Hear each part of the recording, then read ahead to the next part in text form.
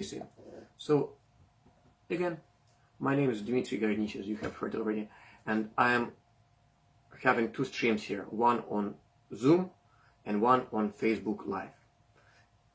Why? That's why I call this part of presentation how to improve the world. First comes the theory and then comes its implementation. And we could compare 20th century to the 21st century. And here I'll make a little segue. So segue is the following, that full disclosure again. I studied in Moscow and I got my bachelor's and master from Moscow Institute of Physics and Technology, and as part of the curriculum we had to take 2 or maybe even 3 years in scientific communism. And if you don't get a good mark, you will be expelled from the university.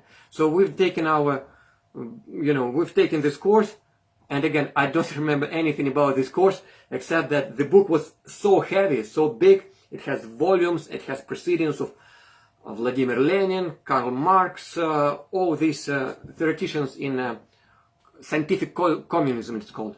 So what I only remember is that the book was so heavy that we had 2 jokes about it. It's the best press you could have, if you want just to use it as a press on anything. And it's a good tool to to deal with people who are politically incorrect, because it's so heavy. If you smack it, somebody's head with this volume, you get good result. So, and this is why I'm showing you now just some of those books which I've, at some point when I was a student, we were studying all of those books. How it works. Karl Marx, Capital. And now, Communist Manifesto. Karl Marx and Friedrich Engels. The big one, what is to be done by Vladimir Ilyich Lenin, right? And all these, of course, have become heroes of the generation for that particular period of time.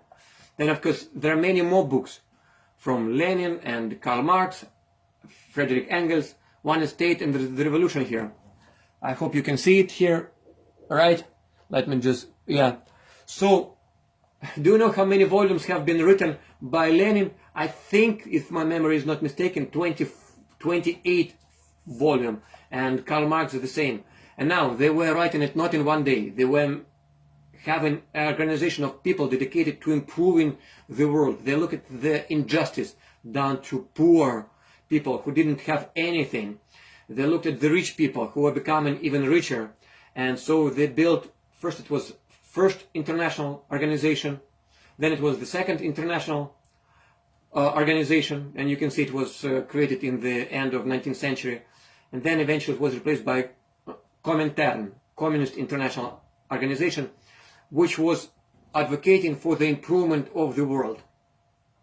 So many books were written, many people were going and attending those workshops or conferences, we would call them today.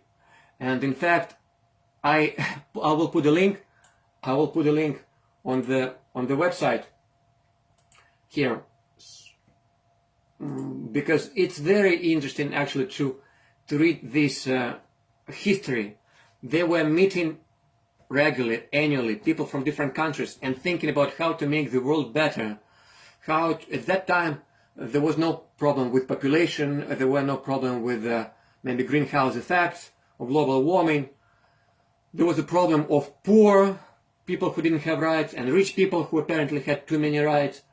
And again, I don't want to comment on any of this, but you understand that there were many people, generations where grew up on this theory of liberating the world from capitalism and making everyone free.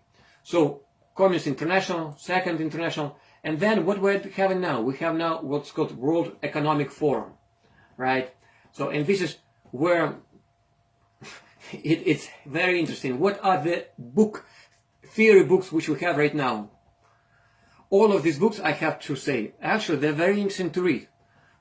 Even though I didn't like the entire course, I was very much more in mathematics and physics, but just the theory of it, how they were putting things together, was kind of fascinating, how they put all those things in here, essentially to conclude there is no other way to save the world than to make a revolution which will demolish the rich and will build a world of equal, where everyone will get what they need according to their capabilities, they call it.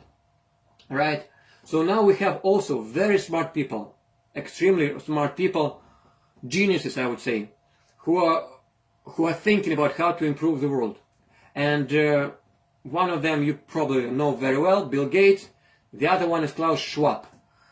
People who have been following this topic for quite some time probably have already read this book. It's available online. You can find PDF there.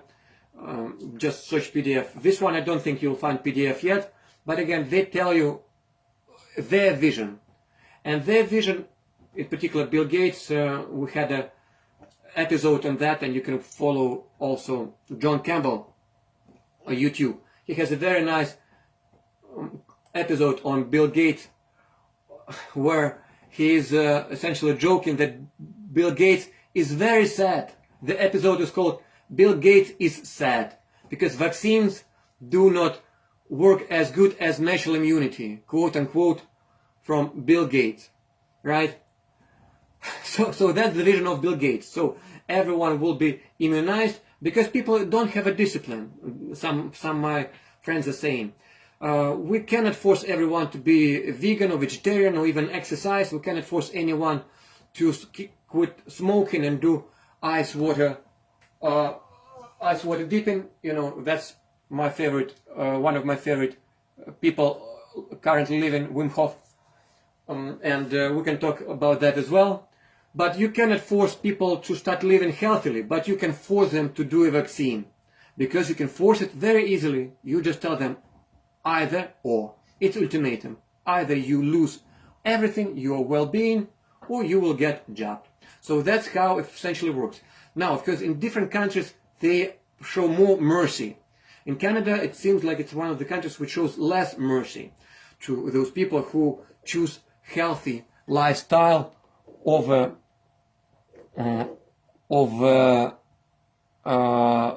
vaccine-induced. Now, I do see there are some comments popping up in Facebook, but unfortunately I cannot do both things at the same time. Please keep asking questions on your Facebook, on your YouTube, and I will try to respond them offline on all those things. But that's the summary of this presentation today. We have data. Data shows, for example, natural immunity is safer, and especially for young children or for younger than 44. They get natural immunity and it's longer, it doesn't have as many side effects. But someone has a different vision.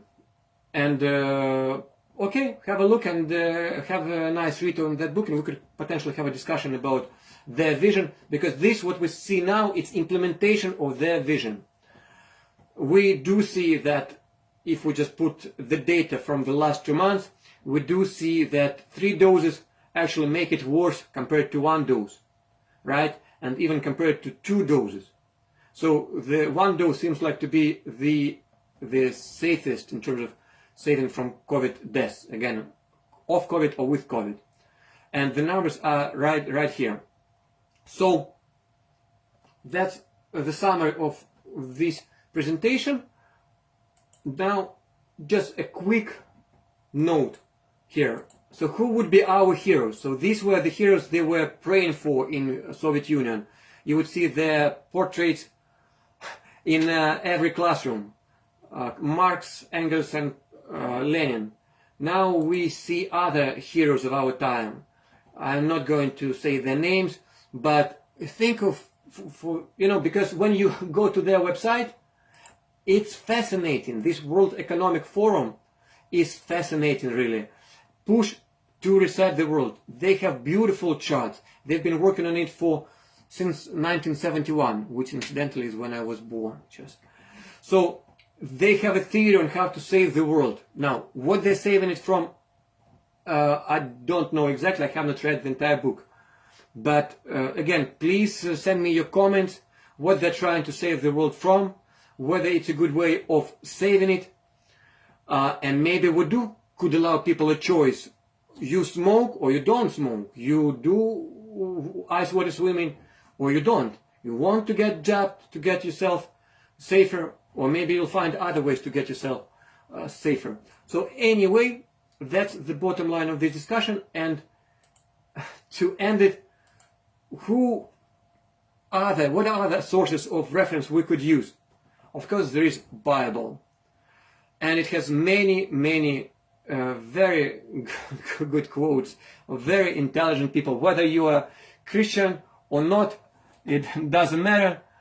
Now I follow Dalai Lama. That's the book, The Art of Happiness, and you probably have seen, I have it on my shelves here, the Book of Joy with Desmond Tutu, just talking about how to live life in such a way that it creates a meaning for you to live your life.